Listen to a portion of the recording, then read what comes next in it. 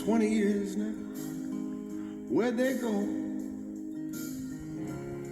20 years. I don't know. Grosse Pointe Woods. Homeowner has a finished basement, drywall up, and they didn't want to remove any of the drywall. Okay, fine. And so did a water test, and they leaked within a minute or two. Here's why. This is what they needed done. Control joint crack. Vertical control joint crack. And leaky rod holes. And some other openings.